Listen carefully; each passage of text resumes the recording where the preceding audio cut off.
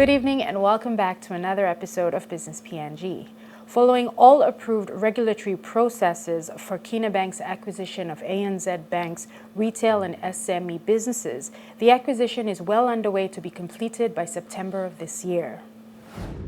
The Independent Consumer and Competition Commission has granted clearance to Kina Bank Limited to proceed with the proposed acquisition of the retail, commercial and small and medium enterprise businesses of ANZ Banking Limited. ICCC Commissioner and Chief Executive Officer Paulus Ain said that the ICCC assessed Kina Bank's authorization application and was satisfied that the proposed acquisition, if it proceeds, would not lessen competition in any of the relevant markets and therefore granted clearance for the acquisition to proceed.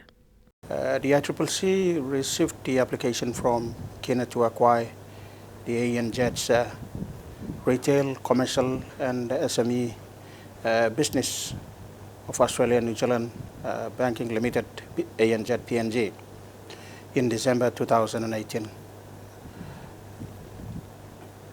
After the usual process of public consultation, including industry players, key stakeholders, and interested Papua New Guineans, the ICCC has finally concluded its assessment of the application and delivered its decision on the 27th of March 2019.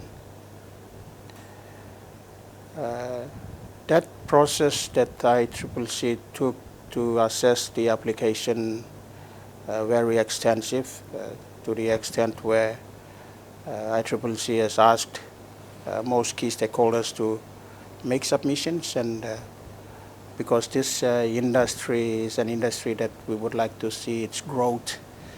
So we've had a good submission from stakeholders and public, and through this process the ICCC was satisfied that the proposed acquisition would not lessen competition in any of the relevant markets.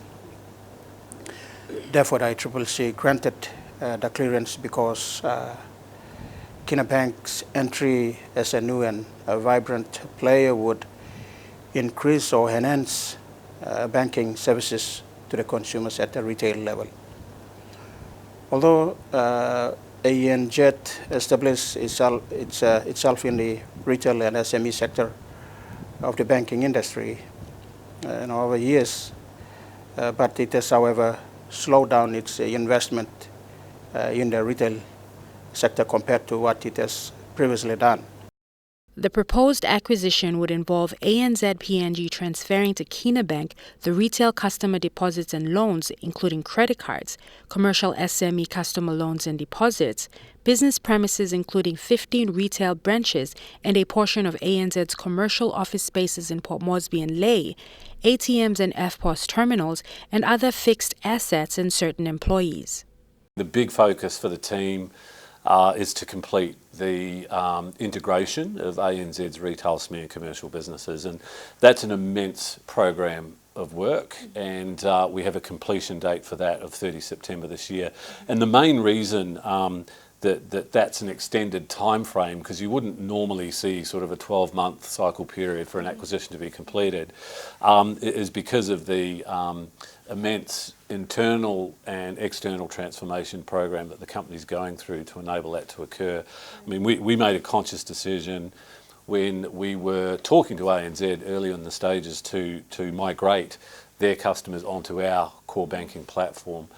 So as you can imagine, there's a lot of work associated with that. We've got a very, very big team of people working on enabling that to be a very seamless experience for ANZ staff that are moving across, and also for ANZ's customers.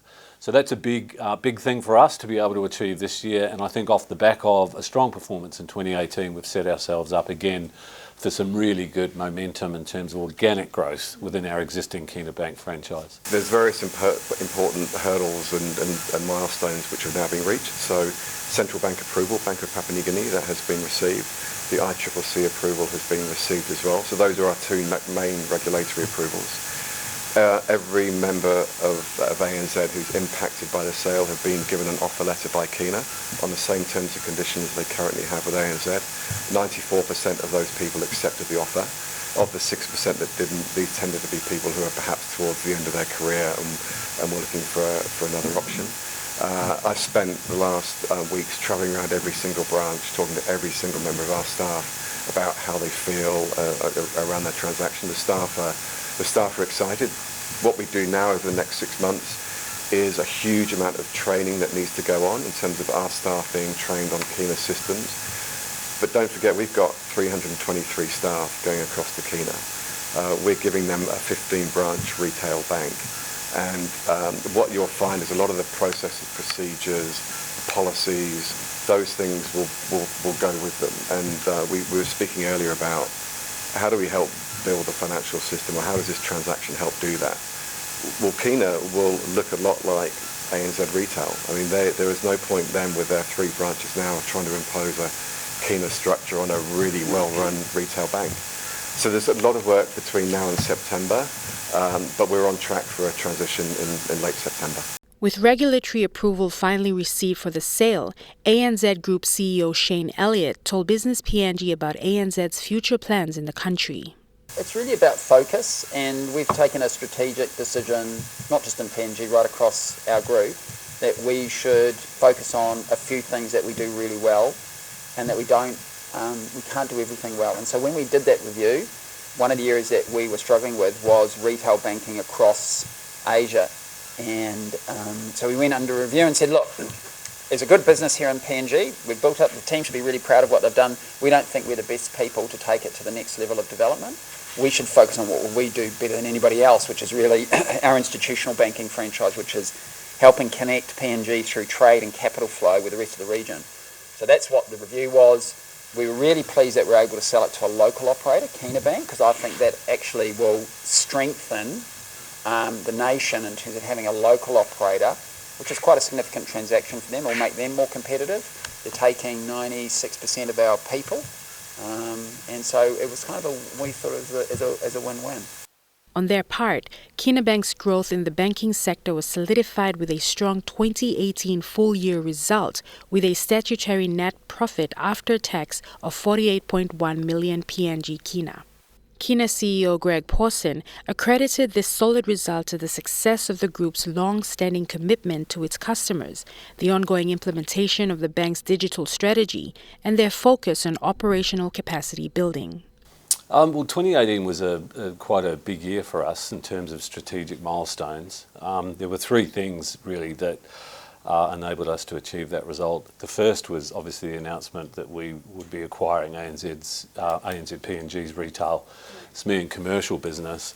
I think that was very, very well received by the market in understanding the scale of what that represented, and that it would make us a serious competitor in PNG in terms of banking. Also timed with that, so that was midway through 2018 in June. That same week, actually, our founding shareholder, Pawson Investments, divested of their shareholding. So following our acquisition of Maybank in 2015, they still had a 35% stake in the company.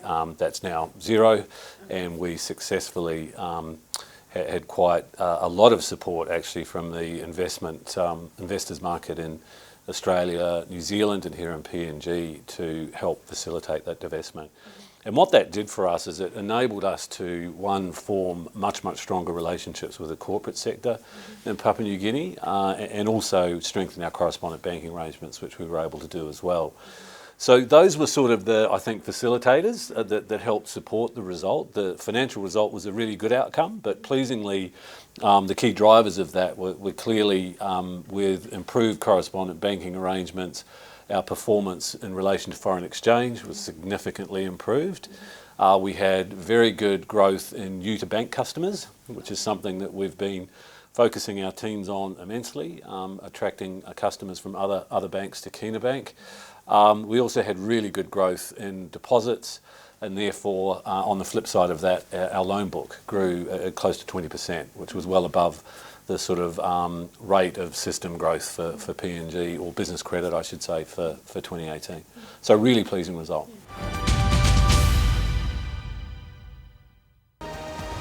I'm Leanne Terrari in Brisbane, and you're watching Business PNG. Welcome back to the show. On this edition of Destinations, we visit Waigani's very own Sanctuary Resort and Spa.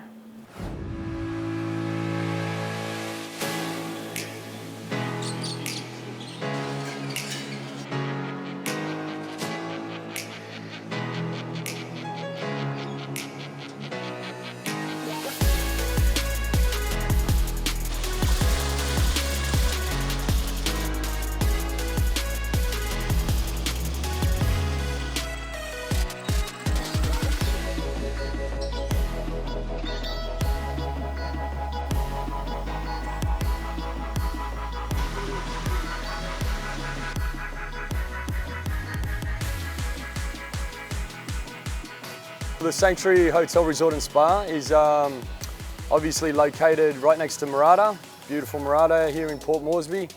You know, as you can see, it's very, very natural, very organic. This is my father's brainstorm. You know, not many people believed in this place when we first got it. It came up for tender. You know, we won the tender.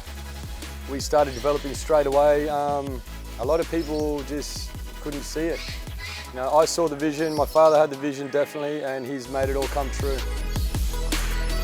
We're unique, you know, all you have to do is come out here. This is what PNG is about. This is the Sanctuary Hotel Resort and Spa. Like, you can't get any more PNG than here. I've got all my friends, all the birds in the aviary. They're all native species. You know, the Wildlife Authority say that they don't get along. I have permits for all of them, but none of them fight. They get along great. To answer your question, you know, like our restaurant doesn't cater, like, well, it does cater, but we don't expect people to come out here just to have lunch or come all the way out here just to have dinner. But when they do make the effort or when they do come out here, they see that, you know, Murata's just a name, just like anywhere else, and it will fade in time.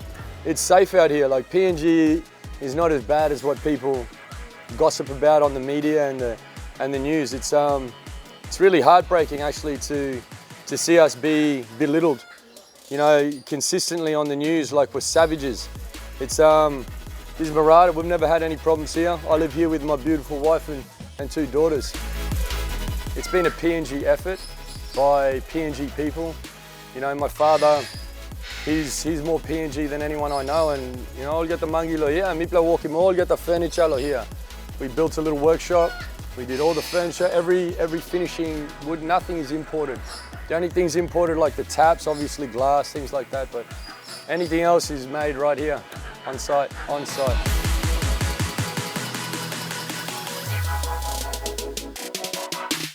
But you know, what we have here that is you know, quite unique to anywhere else is, you know, we try to capitalise on every single organic, native thing. Like, everything that PNG has to offer is right here. Even like, for example, our spa, the ling xi mushroom.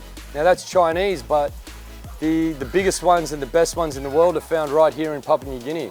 And it's a herbal tea that, you know, it enhances your spirit, it helps your organs, helps you function right. So we utilise that in our spa. As you walk around the hotel, you'll see like all the fish tanks, and every single plant here is native. And if you can guess how many black pots are here, we might give you a free room. There's about 145 local staff on the books. You know, basically our expat staff, you know, mainly we just get them in for training. There's nothing that the local PNG people can't do. And actually I find a deeper connection working with them than anyone else, because it's talk piscina. Okay, boy, so no stuff.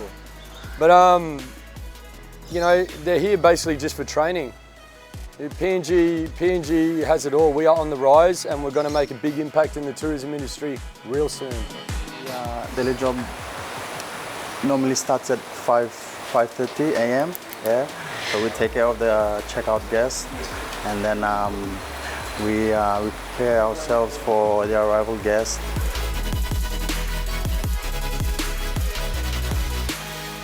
Our job is mainly we go pick up guests. We only go to the airport when there's a request. Unlike all the other hotels, they have their rep at the hotels. Us, we don't put our reps there. Upon the request, we go pick up, drop off, and that's it.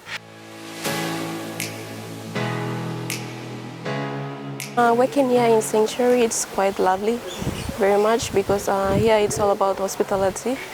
We entertain guests that coming in from all sorts of life, in international and domestic, so it's much more perfect and enjoyable working here. As a reservation controller, I control the reservations that comes in. We got the walk-in guests. We also have the guests that we deal with, through which is corporates. So far that we've been having mostly, we are running on like high occupancy. In weekdays we have which is going up to 70, for weekends which is 90%. So it's like so a boof.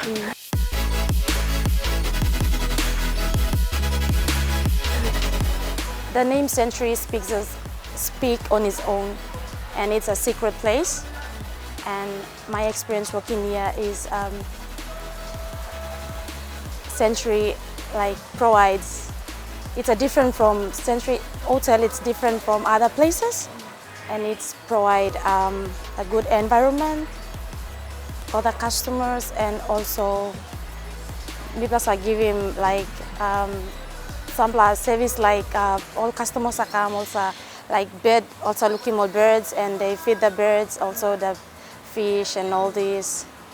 So Century is a best hotel I've ever been, like other places. So, and also since when I was little at home, I used to eat all this local menu. Because I can't place before, so now I'm very excited and I'm proud to serve these local foods to the expats, because I'm place. So time I come in, I'm looking for serving lawyer. It's like give me one kind expression serving one time all expert line. So it's one of the big things that I experience in Century Hotel. The Sanctuary Hotel is very unique to other hotels. We mainly deal with local food. Also, all our sites that cater our mains, they are all locals. We have the sweet cow, the pit, the pumpkin, the ibika, everything you name that PNG has, it's on our plates. Okay. So also we have our small herb garden, which all our dishes contains all the herbs that we have. You name it, moringa, chives, coriander, basil, everything is grown here, right here in Sanctuary. We have our very own herb garden. Working here is, it was something that I really wanted, because when I came here, I found out that they were serving local food. So I thought, okay, this is a great place. So it's just like enjoying everyday cooking, local food. Also here at Sanctuary, we have the best red hampers in Port Moresby. So if the customers would like to taste the unique taste that we have here, that goes well with our local food, that they can come down and try.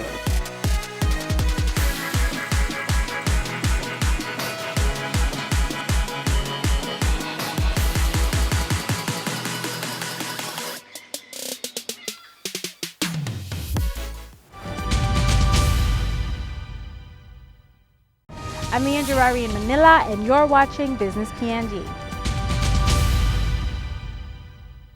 And now onto some news stories making headlines in the country.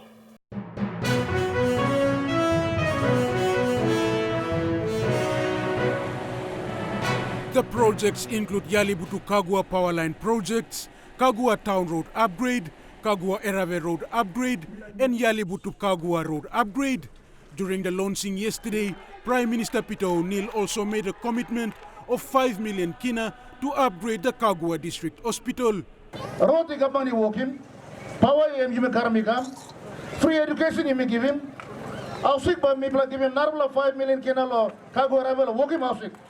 The Prime Minister said rural electrification is one of the biggest projects his government is embarking on to bring power supply to every household in the country by 2030.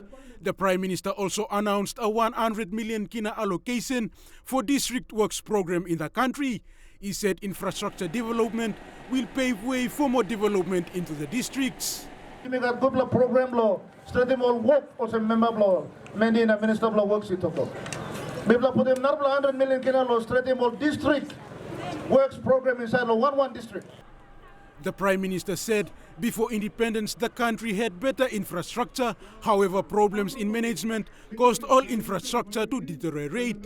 He urged the people of Kagua Erave to look after the infrastructure in their district. Give me thing also Narblaman by come to fix him. Every blow Narblaman and maybe will give me over that. Also now government is working more or something. Bila talk also by that bubla well you mean. Straight him sit down you.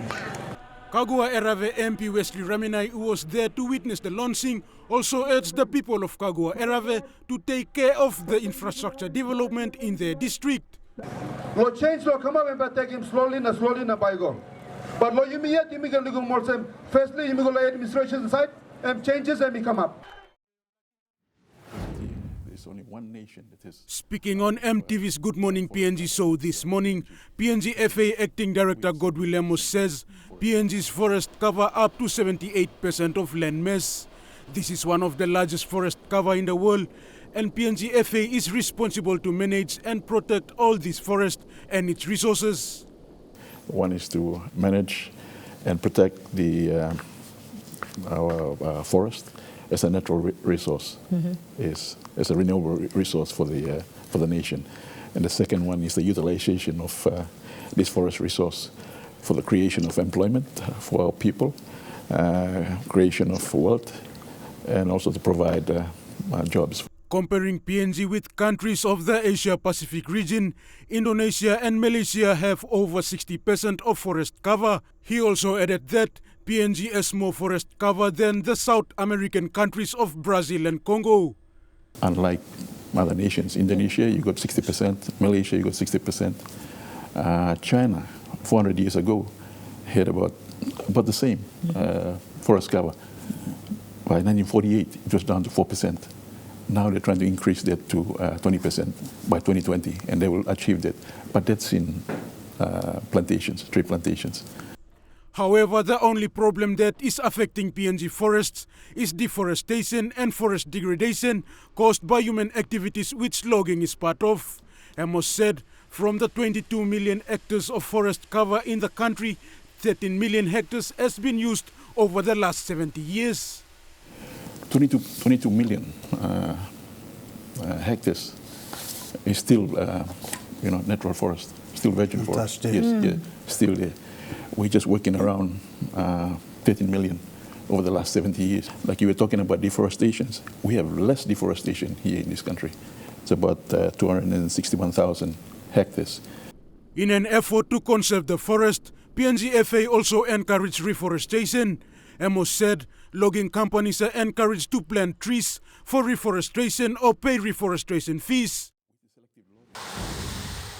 The 27-kilometer road section from Halimbu to Como has seen some sections already sealed, with permanent repairs of roads and bridges damaged during the 7.5 magnitude earthquake in Hela province in February last year. ExxonMobil, under its tax credit scheme program, funded 150 million Kina to the Department of Works, who has spent the last 20 months rehabilitating and upgrading the main sections of the highway from Halimbu, Como and Heights. Works Secretary David Were told MTV News this is part of the national government's priority program to see in the next 6 years the resealing and upgrading of the entire highway from Mendi in Southern Highlands Province to Koroba in Hela Province. Two subcontractors who are involved in the two different sections of the highway are Heights Gas Development Corporation and Ketten Brothers. Obviously, maintenance of the pavements is an important component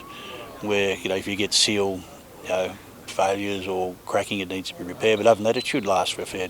Hela is one of the difficult provinces in PNG for development to occur due to its geography as well as its own social problems. Despite the delays and interruptions from natural disaster, tribal fights and landowner issues, roadworks is set to be completed by June and July this year. The upgrading and resealing of Hela roads are a milestone project and achievement of the developer ExxonMobil, Works Department, the contractors and the locals. And that's all we have for this episode of Business PNG. For more information or if you would simply like to view this episode again, visit MTV Online at the URL at the bottom of your screen. Or to simply join the conversation, like our page on Facebook or follow us on Twitter at the Twitter handle at Business PNG. Until next week, have a pleasant evening. I'm Leanne Jarari, and this is Business PNG.